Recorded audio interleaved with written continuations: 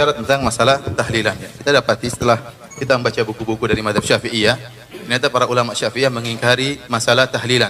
Lafal-lafal mereka bermacam-macam. Ada lafal mengatakan muhdats, sesuatu yang baru. Ada lafal yang mengatakan bid'atun munkarah, bid'ah yang apa? Mungkar, ya.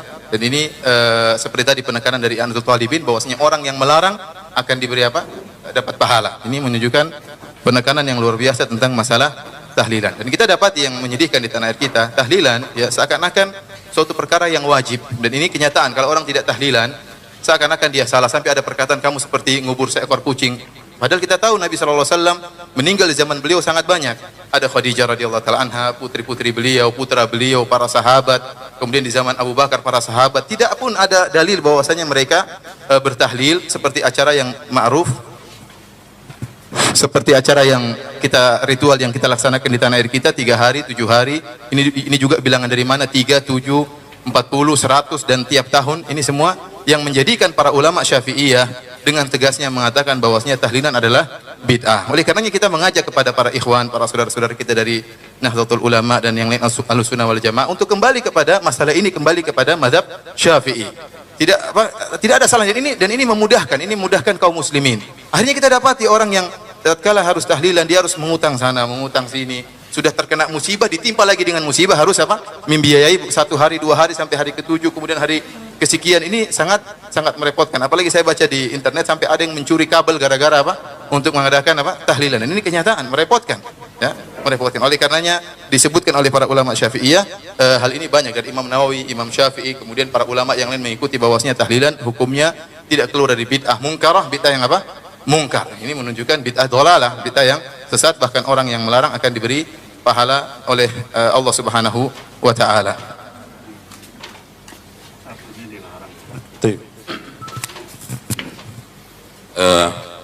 Saya kira kalau tahlilan itu gini kan, kalau Ustadz Romli masih ingat di pondok dulu kan pesannya Kiai.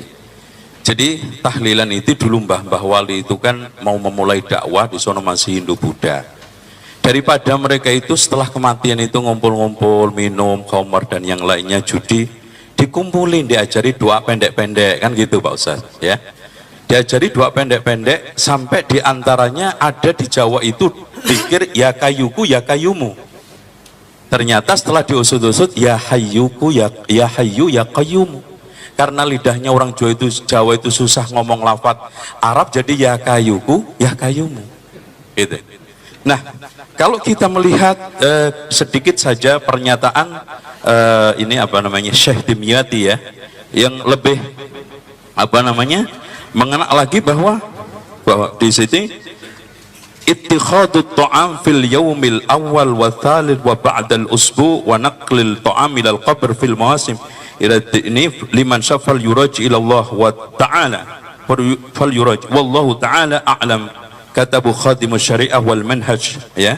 Intinya di sini beliau mengatakan bahwa wa yukrah ittikhadut ta'am fil yaumil awal wa thalith wa ba'dal usbu wa naqli ta'am ila al-qabr fil mawasim ila akhirih. Dengan demikian jelas, dan kalimat makruh di dalam pernyataan ulama, terutama hal-hal yang seperti ini itu nggak ada makruh dalam istilah at'imah. Makruh mendekati apa namanya ibahah, tapi makruh yang mendekati haram. Itu seperti Imam Syafi'i mengeluarkan satu pernyataan wa yukrah ya binaul qabr, maksudnya haram. Gitu Ustaz. Wallahu a'lam. Terima kasih, silakan. Terima kasih. Terima kasih. Yang pertama masalah tahlilan. Ini yang dimaksud tahlilan itu makanannya, bukan bacaannya, bukan ihdaus thawabnya kan ya. Kan yang 7 hari itu yang dibicarakan di dalam kitab-kitab fikih itu memang hukumnya makruh. Makruhnya itu mengapa? Karena yang sunnah itu adalah tetangga memberikan makan kepada keluarga duka cita. Berdasarkan hadis isna'u li ali Ja'far tu'aman fa innahu qad atahum ma syaghalahum. Buatkan makanan untuk keluarga Ja'far karena mereka sedang berduka cita. Jadi yang sunnah tetangga memberikan makan untuk keluarga duka cita.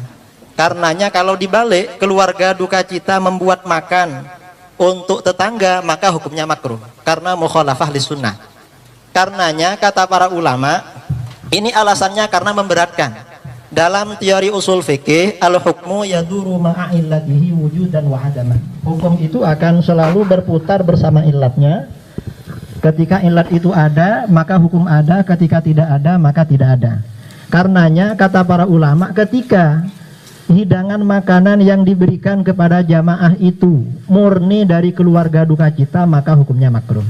Tapi kalau makanan itu bukan dari keluarga duka cita, dari tetangga, orang lain, maka tidak makruh. Karena sudah tidak memberatkan. Kaidah fikihnya, kaidah usul fikihnya seperti itu.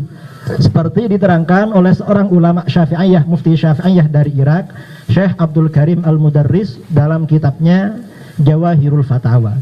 Nah, kondisi yang ada di Indonesia ketika ada orang meninggal, yang dikeluarkan itu tidak murni dari keluarga duka cita, tetapi banyak sumbangan dari tetangga.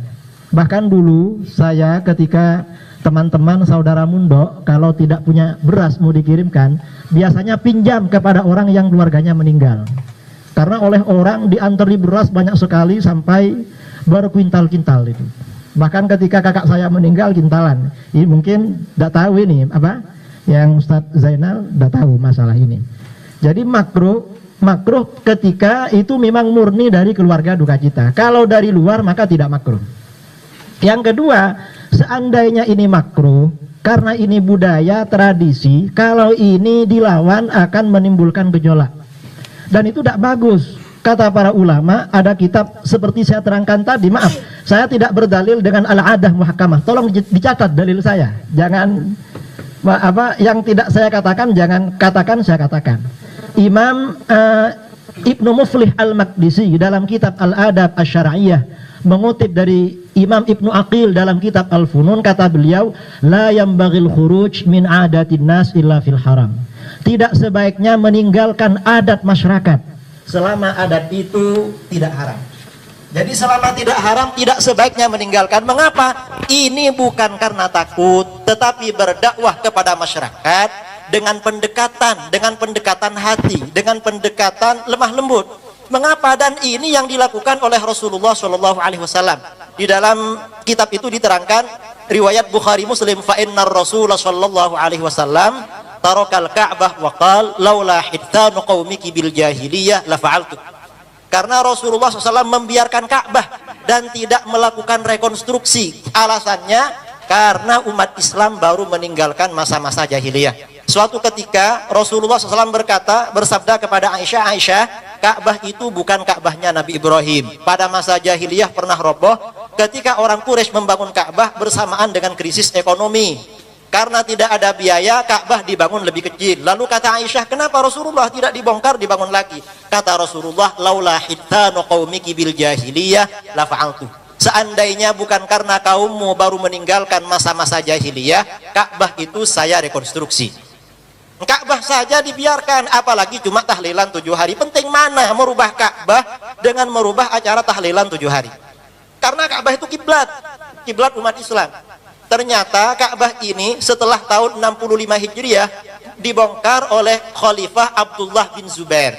Cuman Abdullah dibangun kembali seperti Ka'bahnya Nabi Ibrahim, lebih besar dari yang ada. Cuma bin Zubair ini menjadi khalifah tidak kondusif, perang terus dengan Bani Umayyah. Akhirnya kalah. Setelah dia kalah, proyek khalifah yang baru Abdul Malik bin Marwan, Ka'bah ini dibongkar, dikembalikan lagi ke Ka'bahnya jahiliyah. Alasannya ini Ka'bahnya Abdullah bin Zubair, bukan Ka'bahnya Rasulullah sallallahu alaihi wasallam. Akhirnya ada seorang ulama menyampaikan kepada Abdul Malik bin Marwan bahwa ini Abdullah bin Zubair mendapat wasiat dari Aisyah dari Rasulullah sallallahu alaihi wasallam. Setelah Bani Umayyah ini tumbang, diganti Bani Abbasiyah, Harun ar-Rasyid punya rencana membongkar Ka'bah. Alasannya ini Ka'bah bid'ah, Ka'bahnya Bani Umayyah. Ka'bahnya Bani Umayyah lebih bid'ah daripada tahlilan. Tambahan dari saya yang tahlilan itu ya.